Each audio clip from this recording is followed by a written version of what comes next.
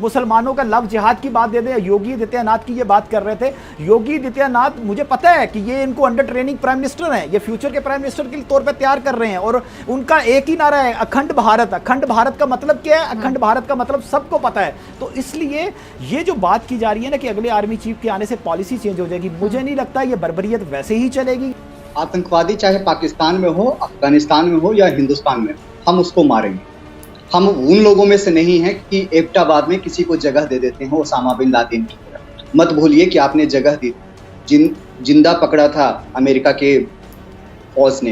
ये जो मुस्लिम मुखालिफ फसादात हैं, नफरत अंगेज तकारीर हैं, उनके वाक़यात के बाद मुसलमानों की निजी इमलाक को मुनहदिम करने की गैर कानूनी वाक़यात बढ़ते जा रहे हैं। अच्छा, बैनुल-अक़वामी तंजीम एमनेस्टी ने भारतीय रियासत मध्य प्रदेश में ये जो मुसलमानों की इमलाक, दुकानें, मकानों को मिसमार करने की कार्रवाई, इसको गैर कानूनी करार दी। और आपको पता होगी ये बात, बैनुल-अक़वामी इंसानी हकूक़ के कवानीन की खिलाफ वर्जी करार दी उन्होंने, फौरी रोकने का मुतालबा भी किया है। लेकिन इसके बावजूद आपकी जो मोदी सरकार है वो इंतहा पसंदी को, फसाद को, लिसानियत को रोक दिए चले जा रही। क्यों?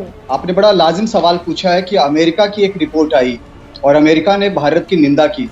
अमेरिका होता कौन है भारत की निंदा करने वाला? भारत देश के संविधान से चलता है। भारत एक स्वतंत्र मुल्क है। वो पाकिस्तान की तरह पिट्ठू देश नहीं है कि अमेरिका कुछ कहे और उस पर वो रिएक्ट करे। भारत अपना संविधान लेकर के चलता है, स्वतंत्र देश है, गणराज्य है। इसलिए भारत को कोई निंदा करे, कोई कुछ कहे, उससे भारत को फर्क नहीं पड़ता है, क्योंकि भारत संविधान से चल रहा है, नियम कानून से चल रहा है। और जो कोई भी इस देश में गंदगी फैलाएगा, जो कोई भी इस देश में अतिक्रमण करेगा, इनक्रोचमेंट करेगा, उसकी दुकानें तोड़ी जाएंगी, उसका मकान तोड़ा जाएगा।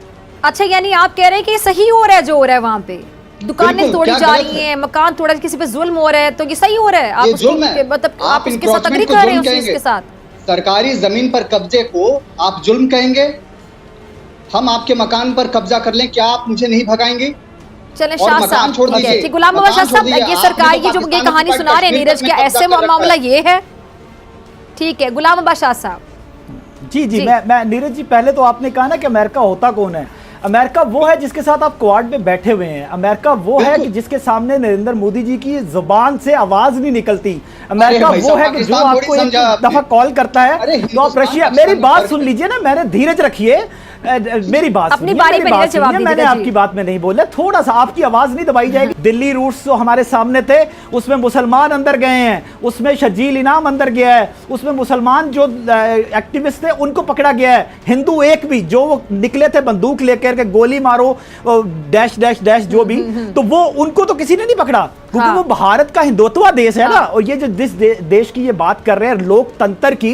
अच्छा, इससे पहले कि मैं नीरज से इन बातों का जवाब लूं, गुलाम मोहम्मद शाह साहब, ये जो कहते हैं सेकुलर भारत है, तो ये सेकुलर तो अब कहना छोड़ देना खुद को। ये हिंदुत्व भारत है जहाँ पे सिर्फ हिंदुत्व का राज है और माइनॉरिटीज को वहां पे सफर करना पड़ता है। जब आपके हिंदू एक्सट्रीमिस्ट नेता खड़े होके ये कहते हैं कि म्यांमार की तरह हम मुसलमानों को कत्ल करेंगे, मारेंगे, और ये ऑन दी रिकॉर्ड है, ये अभी इंडियन चैनल्स आप देख लें, आप उनके बाकी जगहों पे देख लें, ये रिपोर्ट हुआ है। तो ये सारी चीजें जब आप ओपनली कहते हैं तो फिर सेकुलर का ढोंग हमने आज तक नहीं कहा। हमने इस्लामिक रिपब्लिक ऑफ पाकिस्तान कहा, हमने सेकुलर नहीं कहा। आप सेकुलर का दावा करते हैं और फिर उसी सेकुलर की छुरी से मुसलमानों की गर्दनें ज़िबा करते हैं। ठीक है नीरज, क्या जवाब है आपके पास गुलाम बादशाह की बातों का? थोड़ा पेशेंस लेकर के सुनिएगा, एक एक सवाल का जवाब हम देने जा रहे हैं। जी जी, आपने कहा कि हमारे यहाँ संविधान नहीं, बोलिए। हमारे यहाँ संविधान नहीं होता तो आज नरेंद्र मोदी देश के प्रधानमंत्री नहीं होते। हमारे यहाँ इमरान खान की तरह लोगों को हटा दिया नहीं जाता। हमारे यहाँ आर्मी सत्ता पर राज नहीं करती। कितनी बार आपके यहाँ आपके प्राइम मिनिस्टर को हटाया गया, कितनी बार आपके प्रधानमंत्री को सजा दी गई, खुलेआम भुट्टो साहब को खुलेआम फांसी दे दी गई। आप कह रहे हैं संविधान, पाकिस्तान में संविधान है, हिंदुस्तान में संविधान है, ये याद रखिए, आप भूलिए मत।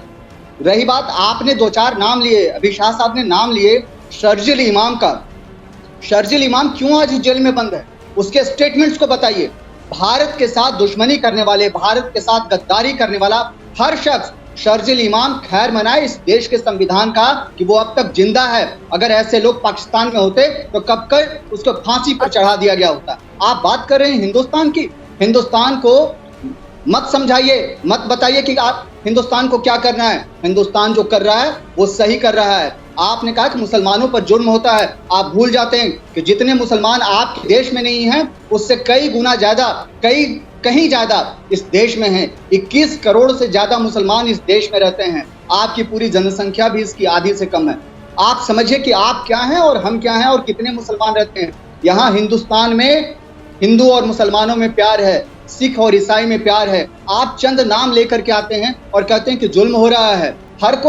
हर कोई जो इस देश के मुसलमानी खिलाफ सारी माइनॉरिटीज, कौन सी माइनॉरिटीज? आप अपनी माइनॉरिटीज देखिए ना।